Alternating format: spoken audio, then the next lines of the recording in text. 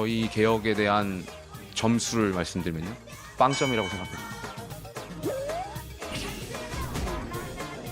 실패했던 여당으로서의 역사를 청산을 하고 야당다운 야당으로 환골탈퇴하는 비대위가 되어야 한다고 생각합니다.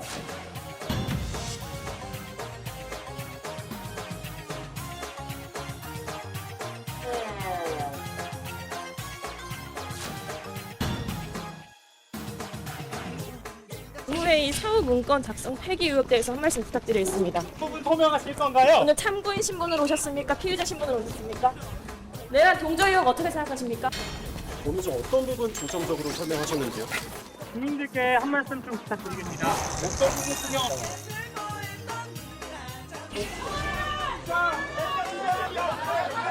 여기 보고 계세요. 핸드폰 비밀번호는 기억 안 나세요? 집에는 어떻게 들어가냐?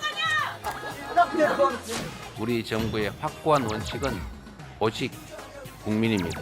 국민 삶의 실질적 변화를 만드는 증명의 정치, 약속한 것은 반드시 지키는 신뢰의 정치로 국민의 간절한 염원에 응답하겠습니다.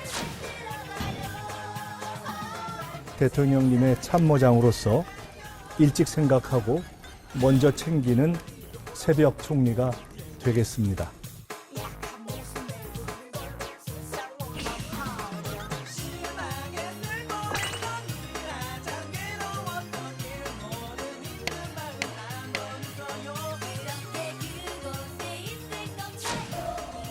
국민들에게 사과나 혐의에 대해 설명하실 말씀 없으십니까?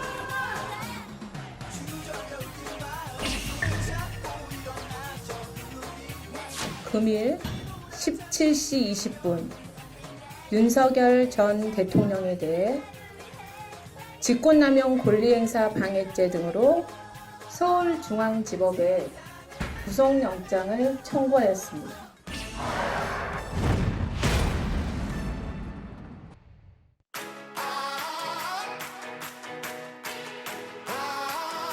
시청자 여러분 안녕하십니까? 진실을 여는 시간 판도라입니다. 오늘 판도라를 함께해 주실 두 분 소개하겠습니다.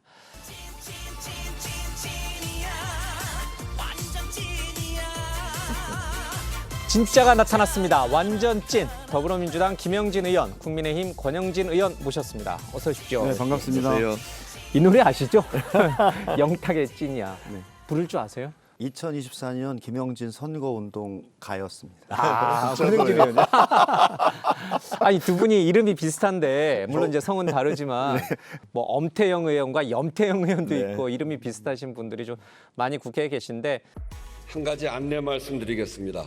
투표 과정에서 염태영 의원께서 엄태영 의원의 명패로 투표를 실시하였습니다. 염태영 의원께서는 다시는 이런 일이 없도록 그렇게 해주시면 감사하겠습니다.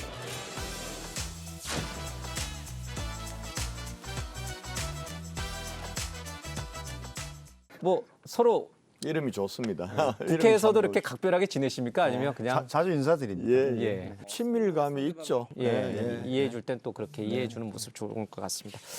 자, 오늘 첫 번째 판도라 상자를 열도록 하겠습니다. 오늘 준비한 첫 번째 상자 키워드는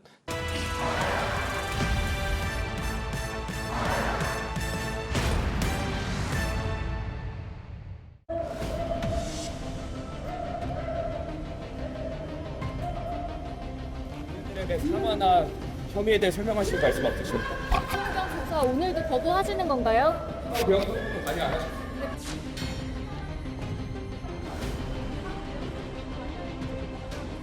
체포 방해 지시한 혐의 인정하십니까? 소환 추가로 있으시 응하실 겁니까? 피의자 신문조사 연락 매번 오래 걸린 이유가 있습니까?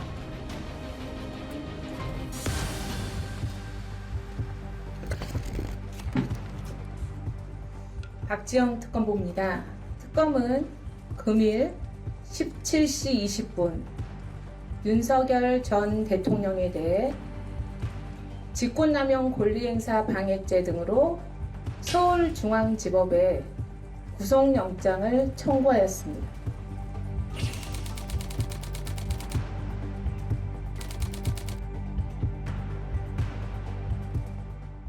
특검이 수사를 시작한 지 18일 만에 구속영장을 청구했습니다. 윤 전 대통령 측은 무리한 청구라며 반발하고 있는데요. 무리한 청구에 대한 두 분의 답을 듣도록 하겠습니다.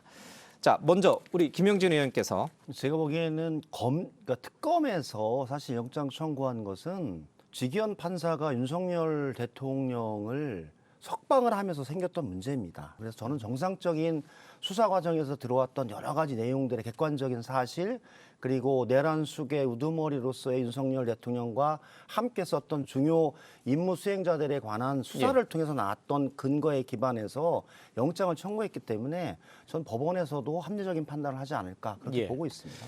1월 19일 날 윤 전 대통령이 구속되고 나서 3월 7일 날 지기현 서울중앙지법 판사가 윤 전 대통령 측의 요구를 수용을 하면서 이제 시간 계산으로, 날이 아닌 시간 계산으로 하면서 이제 석방을 했죠. 그게 지금 잘못됐다라는 거였죠. 그러니까 그때 풀어줄 게 아니었다, 석방시켜줄 게 아니었다라는 거였 말씀인 거죠. 그렇습니다. 왜냐하면 뭐 저기 60년간 우리 사법 체계가 20일 구속 기간의 내용을 제가 보기에는 날로 계산해서 집행을 했었는데 그 윤석열 대통령에 대한 것만 시간으로 계산해서 초과됐기 때문에 석방해야 된다. 이렇게 바라본 것은 저는 특정인에 대한 적용이라서 잘 안 맞았다라고 봅니다.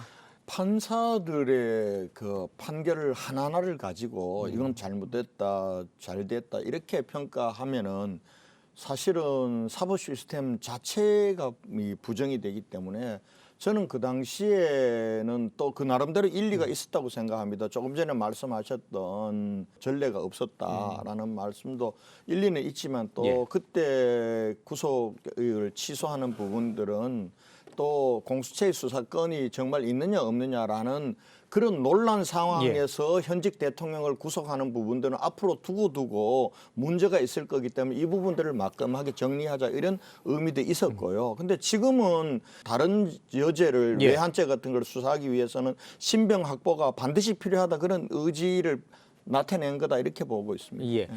직권남용 권리행사 방해, 그러니까 국무위원들이 국무회의를 통해서 자신의 의견, 계엄 선포와 관련된 자신의 의견을 피력할 수 있는 그런 권한이 있는데 일부 국무위원들에게만 비상계엄 선포 얘기를 해주고 나머지 국무위원들은 정족수를 채우기 위해서 들러리 세웠다. 이제 이게 그분들의 국무위원으로서의 권리 행사를 방해했다라는 게 이제 특검의 주장이거든요.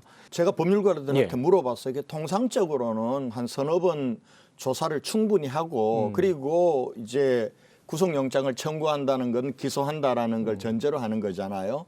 그런데 이번에는 굉장히 신속하다라는 거는 법조계에서 얘기를 하더라고요.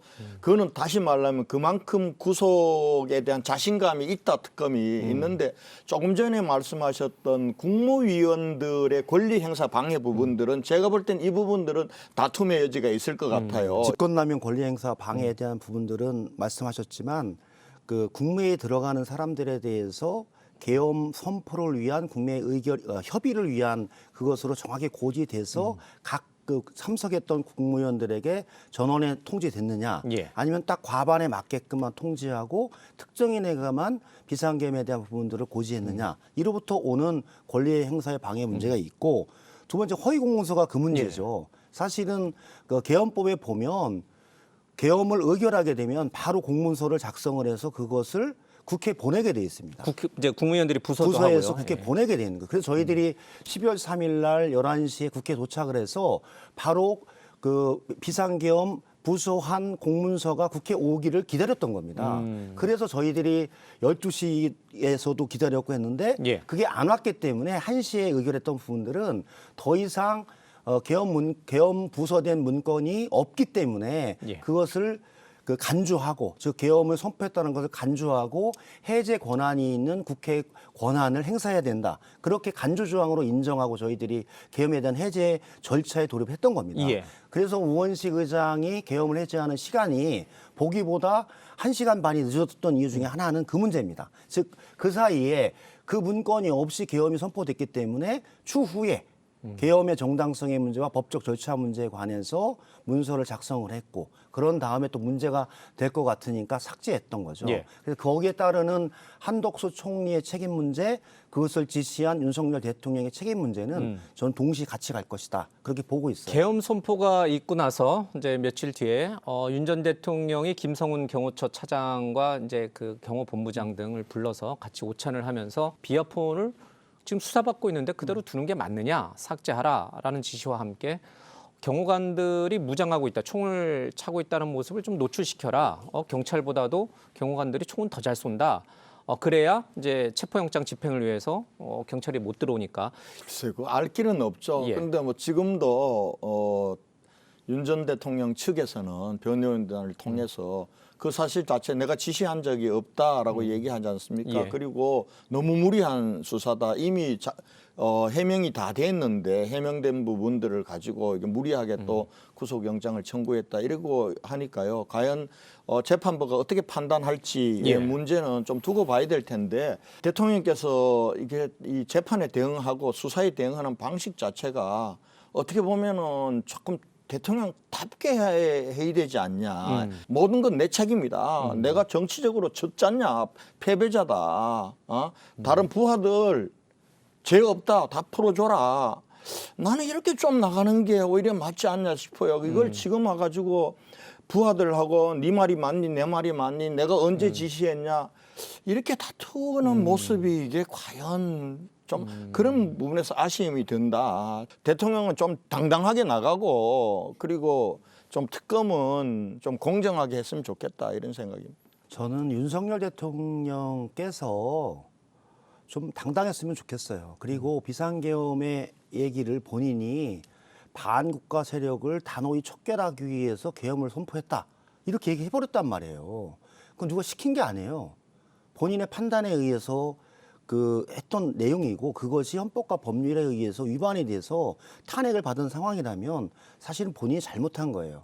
그리고 지금 가장 웃긴 상황, 국민들이 생각하기에 그런 겁니다. 내란 우두머리, 내란 수계인 윤석열 대통령은 거리를 활보하고 있고 종범들이 사실은 다 구속돼 있어요. 국방부 장관, 특수전사령관, 방첩사령관, 수방사령관. 대통령의 지시에서 움직였던 사람들이거든요. 책임의 경중을 따지면 윤석열 대통령이 훨씬 높죠. 이번에 윤석열 대통령의 범죄 행위는 내란과 외환의 죄, 즉 무기와 사형 이외에는 없는 그런 대단히 위험한 중차대한 범죄였기 때문에 저는 이런 경우는 그렇게 불구속 상태로서 조사를 받는 것이 그렇게 적정하다라고 저는 법률가들이 보지 않는다 그렇게 보고 있습니다. 알겠습니다. 어쨌든 이번 구속영장 청구 사유 가운데는 외환죄는 좀 빠졌습니다. 내란 특검에서 그 부분은 조금 더 조사가 필요하고 여러 가지 이제 증거도 확보해야 되기 때문에 중단한 것은 아니고 이제 계속 조사를 하지만 어쨌든 오늘 이번 그 구속영장 청구에서는 좀 빠졌습니다. 외환죄 부분들은 저는 좀 신중했으면 좋겠어요. 지금 이번에 구속영장 청구 사유에 앉는 거는 아직 그걸 이렇다 할 수사가 안 돼 있는 거예요. 안 돼 있는데 이걸 이제 결국은 무인기를 보낸 것이 북한의 침공을 끌어내기 위해서 한 거다, 유도한 거다 이렇게 보는 거 아닙니까? 근데 그 당시로 돌아가 보면은 북한에서 수도 없는 무인기를 보내고 오물풍선. 북한에서 보낸 것들이 드론이 용산까지 왔다 갔다는 거 아닙니까? 이런 상황에서 우리는 그러면은 무인기도 보내지 말아야 되는가? 이런 부분들까지 다 연결되는 문제이기 때문에 저는 외환죄 부분들과 관련해서 굉장히 좀 신중해야 된다. 우리 국가 안보적인 문제하고도 있는 거다. 그렇게 말씀드리고 싶습니다. 사실 이게 복잡한 문제가 있거든요. 남과 북, 그다음에 군 내부의 드론 작전사 합참, 그리고 국방부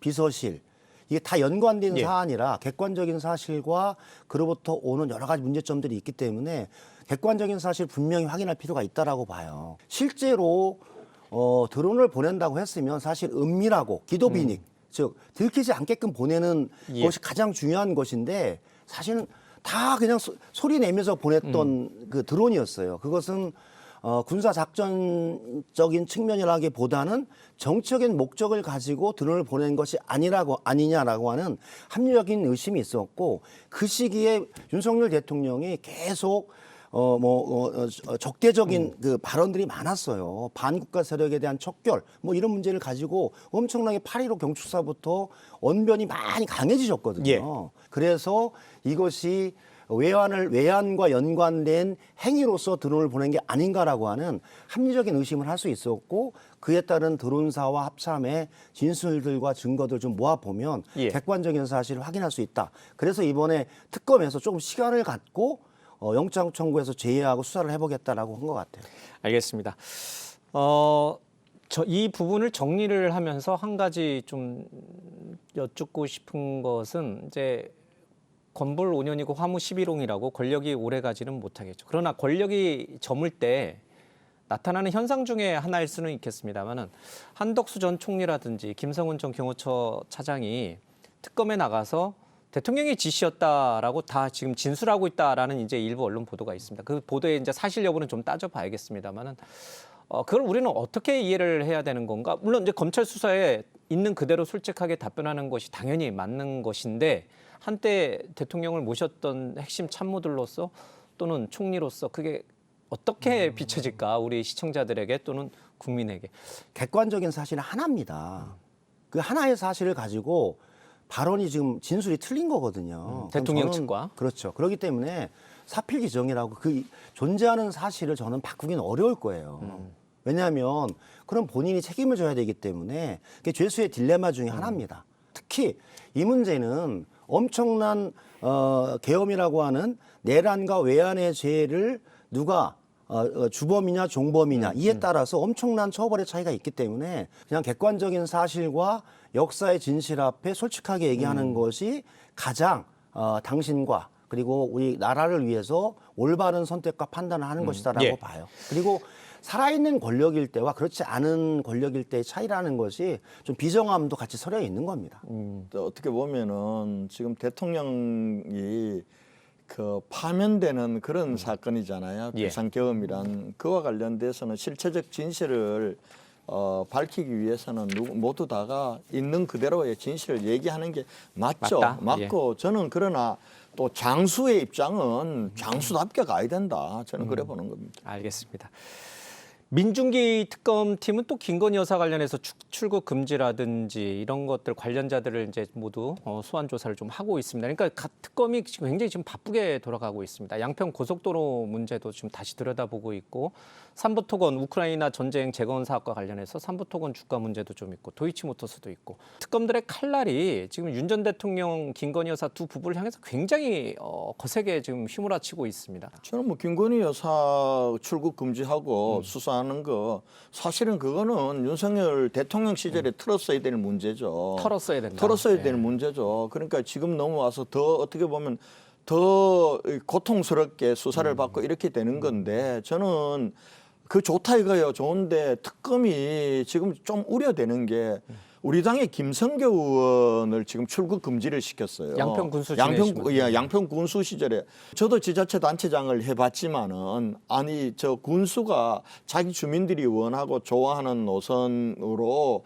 길을 좀 내달라 이런 제안을 얼마든지 할 수 있는 거예요. 그리고 그거는 또 법적으로 이 제한할 수 있도록 돼 있는 부분입니다. 그런데 뭐 김성교 의원에 대해서 수사나 이런 게 진행이 돼서 무슨 혐의가 있거나 이런 것도 아닌데도 불구하고 출국 금지부터 때려놓고 현역 국회의원을 예.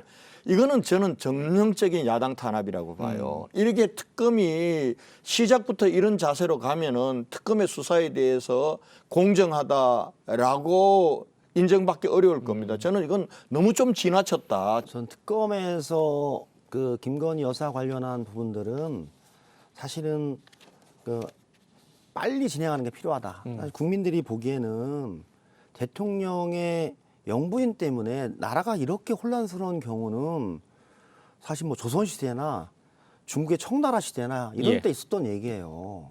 이 윤석열 정부 3년을 보면서 정말 이 대통령의 부인 문제로 우리나라가 이렇게 국력을 낭비하고 사법권이 농락을 당해야 되는 것인가에 대해서 저 스스로 자괴감이 많이 들더라고요. 그래서 저는 객관적인 사실을 빨리 정확하게 조치했으면 좋겠다라는 생각이 들고 사실은 이 특검 전에 검찰에서 빨리 털었으면 전 이렇게까지 오지 않았다라고 저는 생각이 들어요. 예.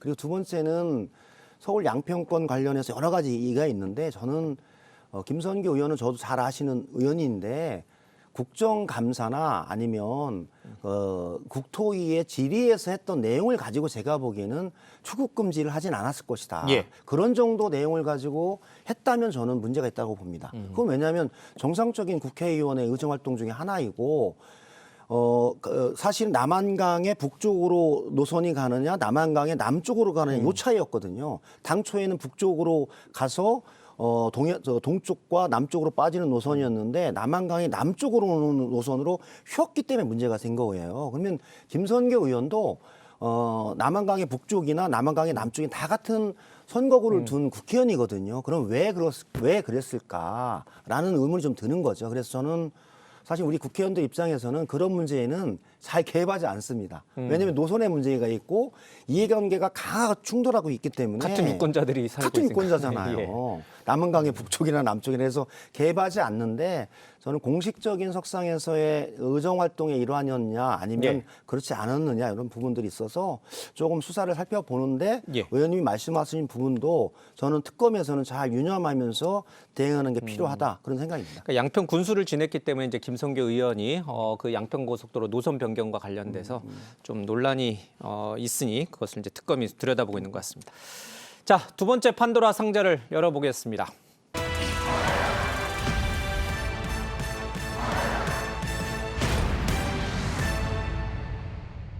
처음부터 대통령이었던 것처럼 이렇게 이제 나왔습니다. 강훈식 비서실장이 이제 그렇게 얘기를 했어요. 마치 처음부터 대통령이었던 것처럼 행동을 한다.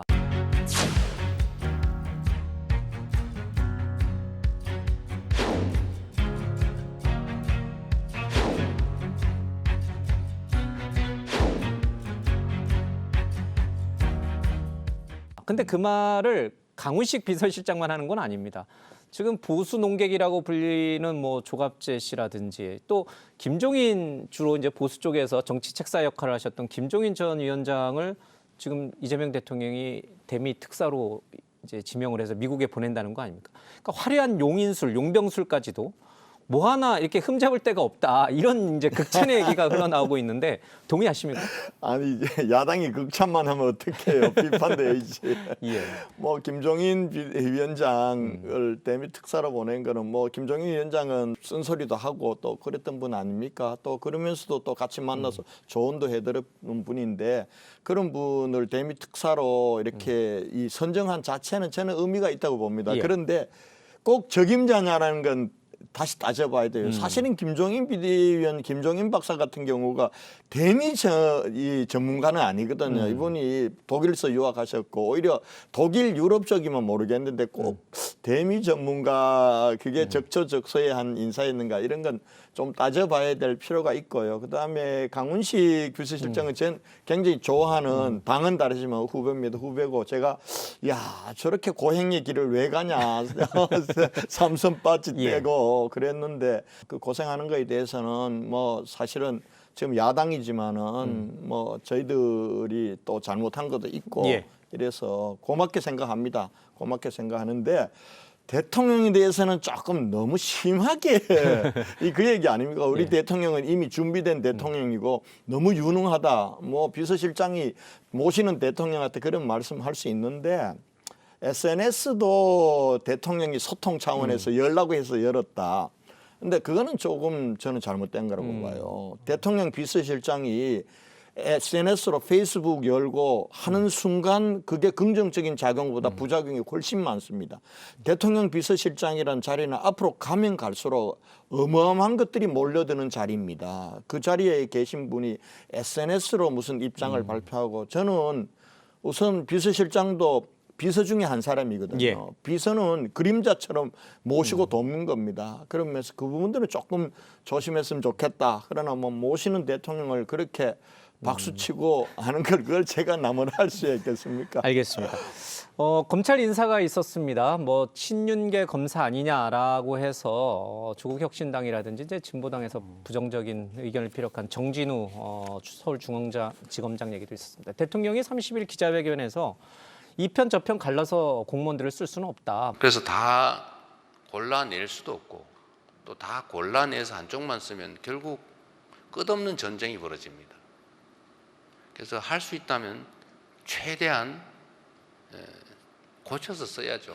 필요하다면 얼마든지 리더로서 고쳐서 쓰는 게 제대로 된 리더다. 이제 이런 얘기를 하셨는데 이재명 대통령이 사실 인사의 원칙을 저는 크게 두 가지라고 봤어요. 첫 번째는 국민에 대해서 충실한 생각을 가지고 있느냐, 공인으로서의 자세가 정확하고 사적으로 휘둘리지 않을 거냐에 대한 원칙 하나하고 두 번째가 해당 분야에 능력이 있느냐 딱 두 가지예요. 크게 보면. 그래서 그에 맞춰서 저는 장차관 인사나 비서실 인사를 했다라고 보거든요. 그래서 그래서 뭐 보수건 진보건 이번 김종인 비대위원장의 대미 특사도 그런 측면에서 있었고 뭐 일각에서는 김종인 비대위원장이 트럼프 대통령과 아주 가까운 뭐 이게 아들인가 해서의 연관된 좀 사람이 있어 나름대로 대화가 될 수 있는 그런 맥이 있어서 같이 가는 게 좋겠다라는 취지다로 봐요. 그러니까 작은 것이지만 실용적으로 유효하게 필요하다고 한다면 하겠다라는 그런 입장이 있었던 것 같아요. 그래서 장차관 인사나 비서실 인사가 그렇게 진행이 됐다고 보고요. 검찰 인사도 그런 넓은 취지였고 5년에 한 번씩 정권 교체가 되는데 한 10년 하면 모르겠어요. 공무원들은 사실 그 정부에 충성하는 사람들이거든요. 그 정부의 철학과 노선에 맞는 정책들을 만들고 집행하는 사람들이기 때문에 사실 그런 견지에서 찻대고 포대고 말대면 이럴 사람이 누구냐 이런 취지로 저는 얘기했다고 보는데 그래도 과거에 있었던 사안들에 관해서는 조금은 살펴보고 그에 따르는 신상필벌은 분명히 한다면 하는 게 필요하다. 그래야지 제가 보기에는 공무원들에 관한 책임성, 소신 이런 부분들도 저희들이 추구할 수 있다라고 봐요. 저도 강훈식 비서실장의 SNS 공개에 대해서는 저는 권영진 의원님의 의견과 비슷합니다. 비서실장은 대통령의 비서이기 때문에 SNS에 집중하기보다는 대통령의 의사결정과 내용에 대해서 좀 더 많이 보좌하고 최종적인 안을 올리는 책임자로서의 역할들에 집중해 나가는 것이 필요하지 않을까 하는 생각이 듭니다. 널리 고쳐서 쓰는 그런 인사 스타일은 존중을 하는데 그러면 교육부 장관 후보자인 이진숙 충남대 총장은 그러면 그 범주에 들어가는 거냐? 아니면 5개 T 이제 인사청문을 해봐야 하겠습니다. 5개 T인 것인가? 우리 7인의 멤버였던 우리 김영진 의원님. 야당의 검증을 좀 받아야 할 거예요. 지역, 충청권이라고 하는 지역, 여성, 그리고 그 사람이 충남대 총장을 거쳐서 최초의 국립대 여성 총장이죠. 그렇죠. 행정적인 역량을 발휘했기 때문에 그런 면을 높이 사서 제가 보기에는 장관 후보자로 추천을 했고 또 정책적인 측면에서도 대학 교육에 대한 비전으로 뭐 서울대 10개 만들기라고 하는 수도권 집중의 문제를 좀 해소하고 지역의 다극화된 지역의 중점적인 대학을 통해서 우리 사회에 가장 어려움이 있는 수도권 집중 문제를 해결해보자라고 하는 제안을 했기 때문에 그런 면을 봤는데 문제 제기하는 뭐 논문의 여러 가지 표절이라든지 이런 문제는 저는 객관적인 사실을 가지고 청문회 과정을 거쳐서 청문회 과정과 국민의 눈높이에 맞춰서 저는 판단할 필요가 있다. 그렇게 보고 있습니다. 그렇게 김 의원님 말씀처럼 그렇게 했으면 좋겠어요. 그런데 사실은 지금 이 정부가 인수위 없이 출범하는 정부이기 때문에 저는 인사상에 급하게 인사를 하고 사람을 찾아야 되는 그런 다 보면은 좋다고 생각했는데 전체적 큰 틀에서는 실용 인사의 개념에 맞고 했는데 사실은 우리 국민들이 보는 자질이나 도덕성의 기준이라는 게 틀림없이 있거든요. 거기에 결격 사유가 있는 사람이 있을 수 있는 거예요. 근데 이때 정권이 정말 현명하게 판단을 해야 돼요. 여기서 무너지면 앞으로 추진 동력을 잃습니다. 사실은 이분이 지금 이 지명이 되고 난 이후에 드러나고 있는 여러 가지 의혹들, 예를 들면은 논문 표절을 10개나 했다는 거 아닙니까? 어떤 부분, 어떤 거는 74% 표절, 이거는 통째로 뺏긴 거라는 거예요.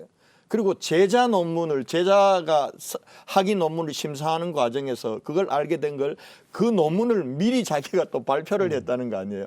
이거는 다른 장관뿐만 아니라 교육부 장관으로서 안 맞는 거죠. 그래서 이 의혹에 대해서는 말끔하게 털어야 된다. 지금 얘기하는 거 보니까 청문회에서 해명하겠다. 라고 하는데 그게 청문회 하루만 뭉개고 때우면 돼 이렇게 넘어가는 게 아니길 바랍니다. 그리고 여당과 대통령께서도 우선 추천하셨는데 아니 도덕적으로나 내가 검증을 좀 충분히 못할 수 있잖아요. 그래서 야당과 언론과 국민들이 검증해주면 거기에 예스 하는 것도 저는 중요한 거다 이렇게 봅니다. 알겠습니다. 자, 세 번째 판도라 상자 열어보겠습니다. 사선의 안철수 의원님을 당 혁신위원장으로 모시겠습니다. 혁신위원장 안철수로 발표합니다. 잘 지내는지. 합의되지 않은 날치기 혁신위원회를 거부합니다. 그리고 저는 전당대회에 출마하겠습니다. 국민의힘 혁신 당대표가 되기 위해 도전하겠습니다. 그렇다면 메스가 아니라 직접 칼을 들겠습니다.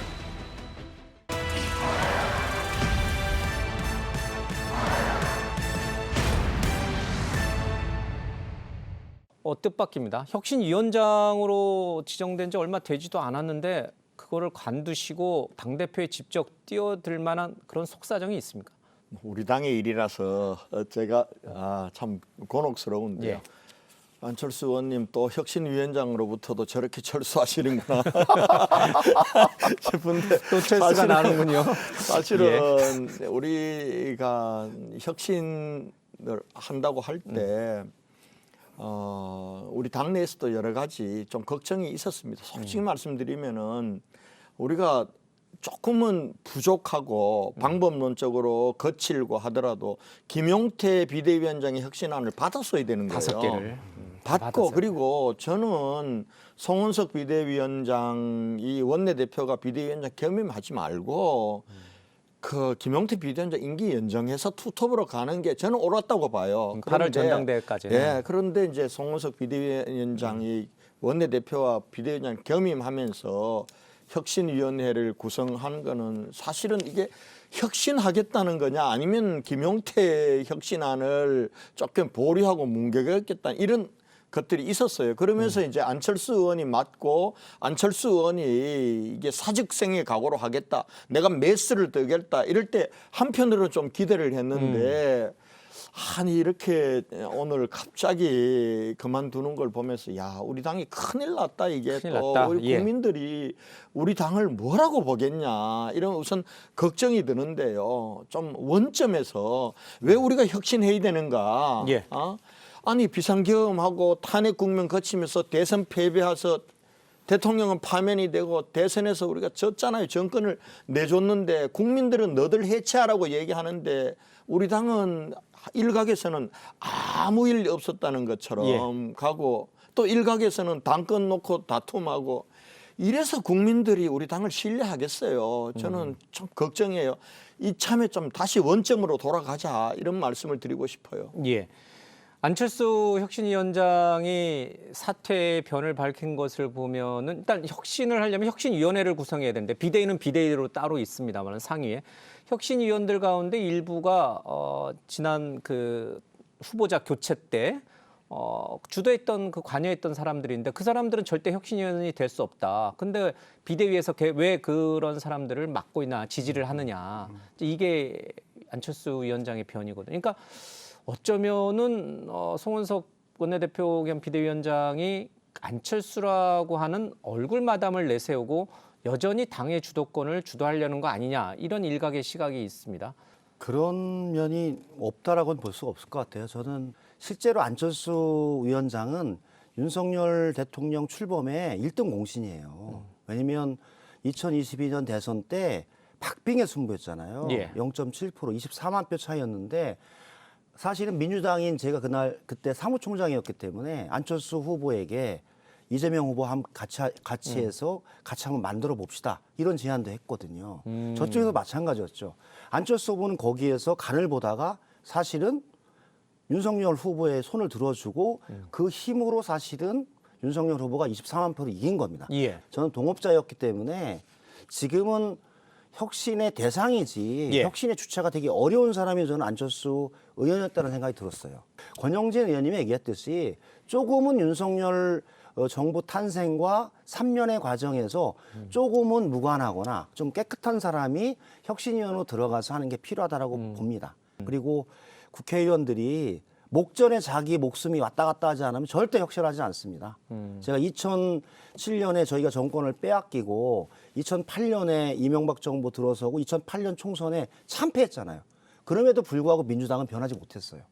선거가 많이 남았거든요. 4년이 남았어요. 지금도 제가 보기엔 국민의힘은 국회의원 선거가 3년이 남았기 때문에 국회의원들은 그렇게 다급하지 않아요. 지방선거는 내년이지만 총선거가 중요하다. 그렇죠. 그리고 지역이 영남 지역과 그 강원 지역 일부를 중심으로 지도부가 구성이 돼 있기 때문에 그 지역에 가면 나쁘지 않아요. 그러니까 변화의 요구가 피부적이지 않은 게 있는 거예요. 수도권의 민심과 영남의 민심을 잘 아시는 분들이 이 문제를 접근하지 않으면 저는 국민의힘의 혁신은 앞으로 3년이 걸릴 것이다. 그렇게 보고 있습니다. 알겠습니다. 하루 전날에는 김문수 전 대선 후보도 8월 전당대회에 나오겠다 이렇게 얘기를 합니다. 그리고 한동훈 전 대표 역시 전당대회에 나오고 싶어 한다라는 얘기들이 간간히 들려옵니다. 나경원 전 의원도 농성 중. 이렇게 되면은 지난 대선 때 경선 멤버들이 다 전당대회에 나오는 거거든요.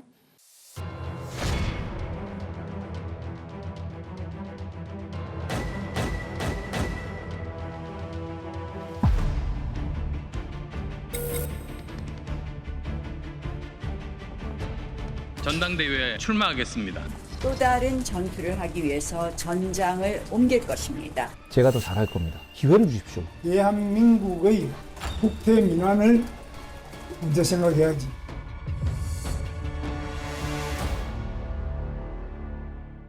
자, 그러면 국민의힘 당원들과 일반 국민은 대선에서 패배하기 전에 국민의힘 모습을 다시 봐야 되는 상황인가요? 지금 방금 말씀하셨던 분들이 나오는 모습들이 국민의힘이 바뀌었다고 우리 국민들이 신선하게 볼까? 새로운 인물들, 지금 혁신이라는 게 다른 게 아니거든요. 저는 그동안 잘못했거나 기득권이 있는 사람들은 반성해야 돼요. 반성하고 물러서 있어야 되고, 그리고 조금 젊고 역동적인 정당이 돼야 되잖아요. 저는 젊은 사람들이 앞장서야 된다고 봅니다. 저도 올드하다고 봐요. 지금 권영진 의원도 본인께서는 올드하다라고 이제 스스로를 좀 낮춰서 말씀하시지만 어떻습니까? 그 네 분과 비교하면 권영진 의원은 저는 권영진 참신합니까? 의원이 참신한 의원입니다. 아까 제가 말씀드렸듯이 정말 수도권 민심의 정서와 국힘의 핵심인 영남 정서를 잘 아시는 분이세요. 최소한 제가 보기에는 이 문제에 관해서 해답을 내놓지 못하면 국힘은 앞으로 3년간 어려울 것이라는 게 저의 생각이에요. 그리고 정치가 돌고 도는 것 같아요. 한 번은 희극으로, 한 번은 비극으로 나타나는데 정치가 이렇게 자연스럽게 도태되지 않더라고요. 선거라는 과정을 통해서 정리가 되는 건데 아직 선거가 없기 때문에 지금 과거에 그 대통령 후보에 나오셨던 분들이 내가 하겠다라고 손들고 나오는데 과연 그 손이 깨끗한 손인가 아니면 이 손을 내리는 게 국민의힘에 도움이 될 것인가에 대해서 판단할 필요가 있다고 봅니다. 제가 수도권에서 서울 노원의 어려운 곳에서도 그 국회의원하고 정치한 건 맞아요. 그렇지만 지금 현재는 제가 대구가 지역구고 TK 의원이에요. 그런데 지금 우리 원내대표도 TK잖아요. 당대표마저 TK에서 한다? 이게 혁신일까? 미래로 가는 걸까? 그런 면에서 저는 기본에서 탈락입니다. 그래서 제가 못 나가는 겁니다. 우리가 이제 흔히들 선당후사 이게 정치인들이 많이 얘기를 하는데 내가 당대표 하겠다고 나가는 분과 나는 안 돼라고 스스로 선을 긋는 분 어떤 분들이 선당후사 하시는 것인지 시청자 여러분들이 잘 판단할 수 있을 것 같습니다. 네, 오늘 두 분 말씀은 여기까지 듣겠습니다. 오늘 두 분 모두 격조 높은 토론을 보여주셔서 이 경고의 종을 울리지는 못했습니다. 다음에도 기대하겠습니다. 고맙습니다. 네, 고맙습니다. 감사합니다.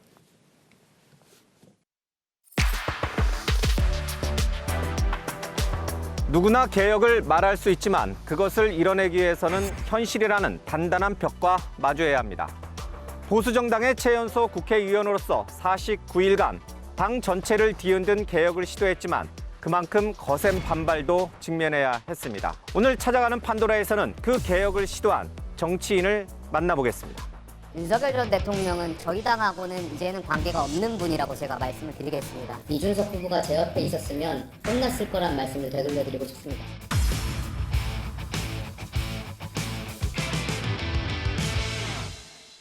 네, 안녕하세요. 어이구, 어서 오십시오. 오랜만에 뵙습니다. 오랜만에 뵙습니다.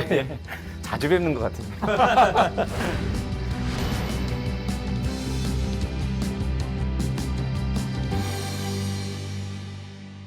이렇게 또 판도라에 나와주셔서 감사합니다. 감사합니다. 진작 시청자 여러분들한테 인사드렸어야 했는데 너무 늦게 나와서 죄송합니다. 그동안 너무 바쁘셨잖아요. 그렇죠. 49일 동안 이제 비대위원장직을 예. 수행하시고 이제 좀 홀가분하세요? 이제 좀 홀가분해졌고요. 예. 그래도 지역구 주민들도 그동안 못 찾아뵀었는데 앞으로 좀 많이 찾아뵈려고 하고 있고 또 많은 분들하고 또 소통 계속 이어나가려고 준비하고 있습니다. 예. 내려놓으니까 어떠세요? 마음이 홀가분하세요? 아니면 뭔가 아쉽다, 내가 더 뭔가를 해놓고 나왔어야 되는데 하는 아쉬움이 더 남으세요? 두 가지 다 드는 것 같아요. 일단은 비대위원장직을 맡으면서 개혁안이라든지 여러 가지 이야기를 내세우면서 갈등이라든지 충돌도 있었고 그런 것이 또 힘들었으니까 어찌되었든 내려놓아서 홀가분한 것도 있고요. 또 반대로 사실상 5대 개혁안을 관철시키지 못한 것에 대한 아쉬움도 매우 크죠.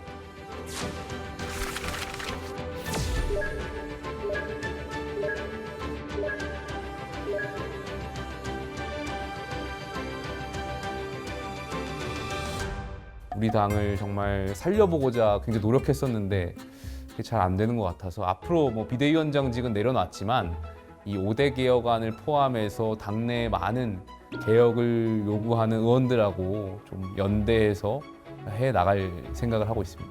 5대 개혁안을 그러니까 시키지 못했다 또는 이제 시키기에는 역부족이었다라고 하는 이유가 뭔가요? 일단 그래도 5대 개혁안 중에 우리가 전당대회 시기는 곧 결정될 것 같고요. 8월에 한다고 그래요. 그다음에 후보 교체 과정에 있었던 당무감사는 지금 진행 중에 있습니다. 그래서 사실 5대 개혁 중에 2가지는 진행 중이라는 말씀을 드리고 저는 이 5가지 중에 가장 핵심은 사실 탄핵 반대 당론 무효화라고 생각합니다. 계엄은 당연히 무조건 반대이고 다만 탄핵에 대해서는 찬성과 반대 측 모두 관용하는 정치가 필요하다고 생각해요. 공격하고 비판하고 당이 갈라졌잖아요. 탄핵 반대 당론을 계속 유지하면 이번 전당대회 때도 또다시 탄핵을 찬성했네 반대했네 가지고 우리 당원들이 계속 싸울 거란 말이에요. 탄핵 찬성한 사람 반대한 사람 당시에 저마다 진정성을 가지고 판단하셨을 텐데 우리가 관용해서 서로 이해하는 정치를 해야 된다. 7.23 불법 비상계엄과 이로 인한 대통령 탄핵, 대선 패배에 이르기까지 국민 여러분께 많은 희망을 끼쳐드렸습니다. 다시 한번 진심으로 사과드립니다. 제가 여러 번 만났었고 원내대표도 이제 원내대표 되시기 전에 선거운동 차원에서 이제 의원실에서 찾아뵀던 적이 있어요. 송원석 원내대표. 예. 이 5대 개혁안 중에 탄핵 반대 당론 무효화와 당무감사 부분은 많은 의원들이 좀 어려워한다라는 이야기를 전달해 주셨거든요. 그래서 차라리 우리가 계엄이라든지 탄핵에 대해서 사과를 하는 게 어떠냐 말씀을 좀 주셨어요. 근데 사과는 당연한 거고 진정성을 보여드리기 위해서 여러 번 해야 된다고 생각해요. 실질적으로 원내대표께서 이제 비대위원장을 취임하면서도 이 부분에 대해서 국민들께 사과를 드렸어요. 근데 이 탄핵 반대 당론 무효화는 사과하고는 차원이 다른 문제라고 생각해요. 당내 통합을 이루기 위한 최소한의 전제라고 생각이 들어요.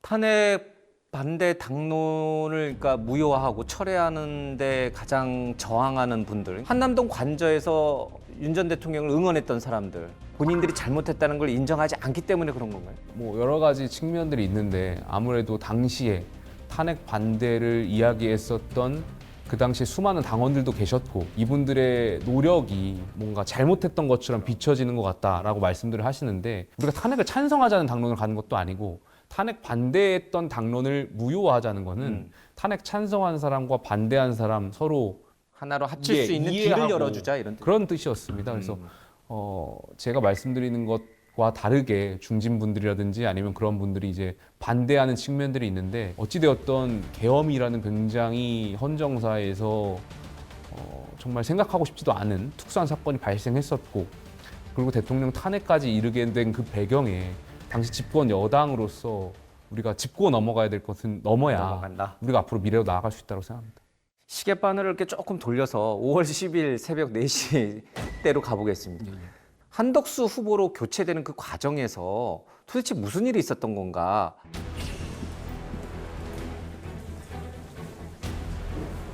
우리 당의 민주주의는 죽었습니다. 야밤에 정치 쿠데타가 벌어졌습니다. 단일화를 이뤄내지 못한 것은 너무나 안타깝습니다만 이 또한 저의 부족함 때문이라고 생각합니다. 모든 책임을 지고 제가 물러나겠습니다.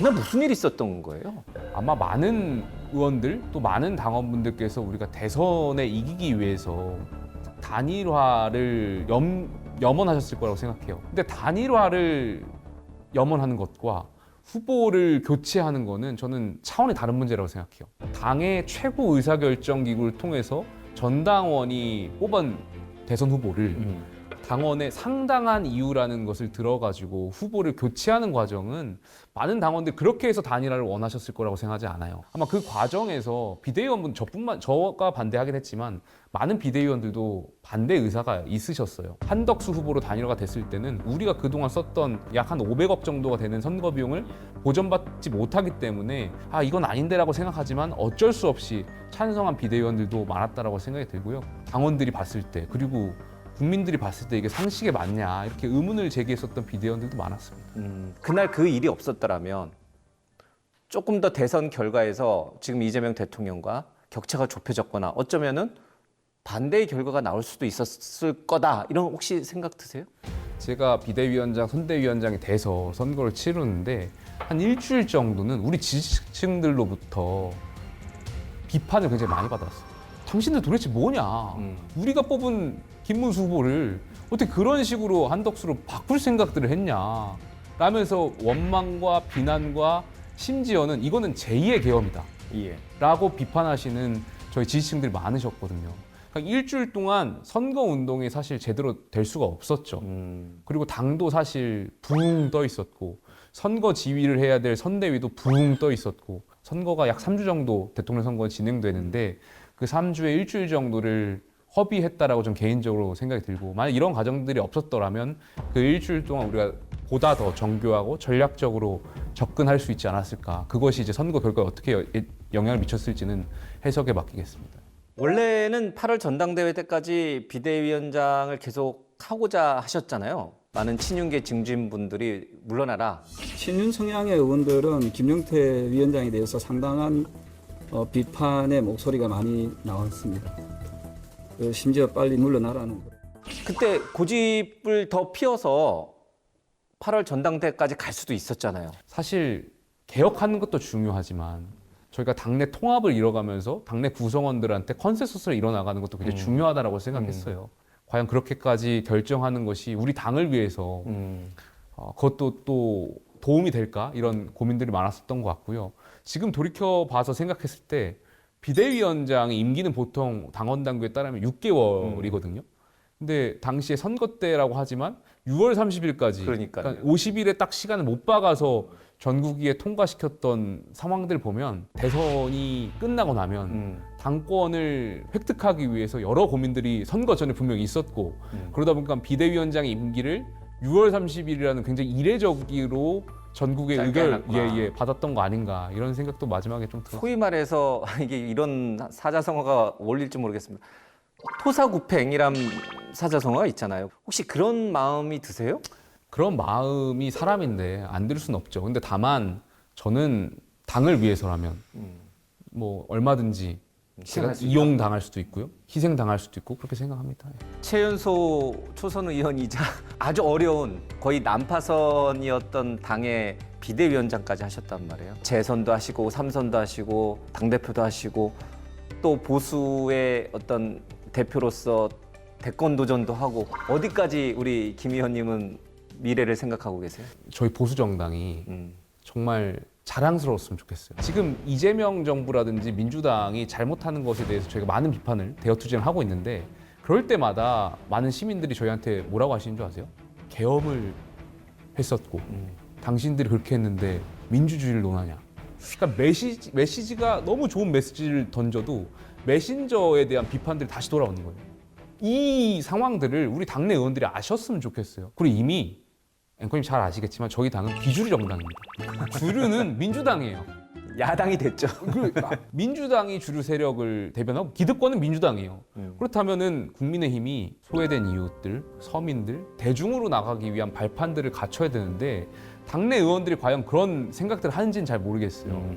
오히려 우리가 비주류인데 기득권이 되려고 하는 생각들이 있는 거 아닌가에 대한 생각이 있고 그래서 앞으로 꿈이 뭐냐고 말씀하신 거에 대한 대답은 정말 멋있는 그리고 국민들이 지지할 수 있는 보수 정당을 만들고 싶고 그 길에 제가 함께하고 싶습니다. 제가 질문은 당대표를 할 것이냐 대통령까지 도전하실 거냐 물어봤는데 그거는 이제 노코멘트 하시는 거군요. 알겠습니다. 대통령을 G7 정상회의 갔다 온 다음에 만났잖아요. 그때 김민석 후보자 교체 얘기를 했고 비판을 하셨잖아요. 김민석 총리 지명자와 관련된 여러 가지 도덕적 의혹과 자질에 대한 문제점에 대해 말씀드렸더니 젊은 비대위원장 털면 안 나올 것 같냐, 젊은 비대위원장 털면 안 나올 것 같냐 이런 말씀을 하셨고 공식 비공개 모임 이런 건 대화 내용을 좀 보완을 지켜주는 게 좋지요. 좀 드러내지 않고 할 얘기를 다 하자. 마음속에 있는 얘기. 그걸 했는데 그중에 일부를 떼가지고 어디 공격 소재로 쓰거나 그러면 그 다음에 만나기가 어렵죠. 우리 김용태 비대위원장도 털면 안 나오겠냐는 식으로 얘기를 했을 때 기분이 어떠셨어요? 뭐 대통령께서 물론 이제 농담 삼아서 말씀하셨겠죠. 농담투였어요? 제가 뭐 언론에서도 아마 농담이셨을 거다 이런 말씀을 했지만 야당 비대위원장을 만나는 자리에서 아무리 농담이라고 하더라도 저는 개인적으로 적절한 표현은 아니었다라고 생각이 들고요. 많은 언론에서 그 대통령하고의 젊은 막내 국회의원님 비대위원장하고의 만남에 굉장히 관심을 많이 두고 있었어요. 좀 생산적인 이야기들이 나왔을 협치라든지. 사실 뭐 물론 뭐 여러 가지 정책적인 이야기도 했습니다만 언론에 소개하기 굉장히 어려운 그런 대화들도 사실 많았어요. 털면 안 나오겠냐 그 발언 말고도 제가 언론에 이 자리에 소개를 할 수는 없지만 대통령하고의 대화를 저희가 다 공개할 수가 없으니까 그 정도 급의 얘기들이 더 많이 있어요? 깜짝깜짝 놀라실 만한 대화들이 있었는데 제가 굳이 이 얘기를 왜 했냐면 야당을 쉽게 생각하시는 거 아닐까에 대한 어떤 생각이 있었고 제가 물러나더라도 누군가 야당을 대표해서 대통령하고 상대할 텐데 대통령께 뭔가 경각심이나 위기의식을 한번 드려야겠다는 생각도 있었습니다. 이제는 대통령께서 야당에 누가 온다고 한들 그런 농담보다는 조금 더 진지한 대화들 그리고 또 국정 운영의 파트너라고 늘 말씀하시잖아요. 그러면 실제로 카메라가 꺼진 그 상황에서도 야당하고의 정말 실질적인 파트너로서 인정해 주시고 대화를 했으면 좋겠다라는 생각에서 그 부분 한번 짚고 넘어가려고 말씀을 드렸습니다. 개혁안에 대해서 당 개혁과 관련해서 빵점을 주셨는데 저희 개혁에 대한 점수를 말씀드리면요. 빵점이라고 생각합니다. 이재명 정부 30일에 대해서 한 달에 대해서는 몇 점을 줄 수 있습니까? 뭐 아무래도 국민들께서 평가해 주시는 걸 테고 지금 지지율이 한 60% 가까이 나오니 60점을 드리겠습니다. 60점. 그럼 박한 점수인가요? 아니면 생각보다 잘하고 있다는 점수인가요? 윤석열 전 대통령께서 취임 초에 받았던 지지율보다는 높게 나오는 거지 않습니까? 전임 정부에 대한 국민들의 실망이 있었고 새로운 정부에 대한 기대감도 분명히 있을 거라고 생각이 들어요. 그런 것들이 녹아져 나왔다라고 생각 들고 정치권이 힘을 합쳐달라는 게 많은 국민들의 목소리였고 그런 것이 잘 반영된다면 아마 민주당 정부도 그런 성공할 수 있지 않을까 생각이 듭니다. 저희는 그 성공하는데 또 건강한 야당으로서 대한정당으로서 비전을 제시하고 야당의 역할은 지적하는 거잖아요. 국민들의 관점에서 지적하는 거니까 그런 정말 건강한 정치를 한번 이뤄보도록 저도 국회의원 한 사람으로서 노력하겠습니다. 보수 정치인으로서 뭐 여야 가릴 것 없이 좀 칭찬해주고 싶은 정치인이 있습니까?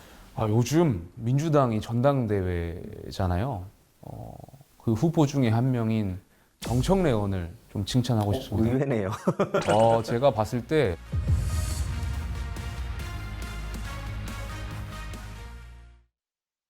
혹시 평소에 이제 정치 신념과 맞닿아 있는 나는 그래서 이 노래를 좋아한다 그런 게 혹시 있습니까? 신년보다도 이제 힘들 때 듣는 노래인데 G.O.D의 촛불 하나 노래 좀 좋아합니다. 아 이거 들어야 되는 거죠? 제가요? 아니 제가 음치여가지고 근데 이제 거기서 보면은 나한테 기대라는 가사들이 있거든요. 지치고 힘들 때 그쵸. 나한테 기대고 손을 내밀 거야 뭐 힘이 돼줄 거야 이런 표현들이 있는데 지금 제가 지역을 돌아보니까 많은 국민들이 힘들어 하시잖아요. 기댈 곳이 필요한 거잖아요. 정치권이 기댈 곳이 될 수 있도록 그런 의미를 담아서 촛불 하나라는 노래를 꼭 드리고 싶습니다. 예. 여기는 이제 음악이 싹 깔릴 거예요. 알겠습니다. 오늘 말씀 잘 들었습니다. 고맙습니다. 감사합니다. 칭찬해주고 싶은 정치인이 있습니다. 요즘 정청래 의원을 좀 칭찬하고 싶습니다. 의외네요. 제가 봤을 때 예. 대통령 심기경을 굉장히 잘하시더라고요. 지난번에 제가 대통령하고 오찬 자리에서 퇴임 후에 재판을 하겠다는 약속해달라는 그걸 가지고 정청래 의원께서 그 자리에서 가만히 그걸 보고 있느냐 막 이런 뉘앙스로 이제 말씀하시는데 대통령이 정말 정청래 의원을 좋아할 만한 요소들을 갖추셨구나 이런 생각을 좀 해봤습니다. 단어법을 쓰신 거죠?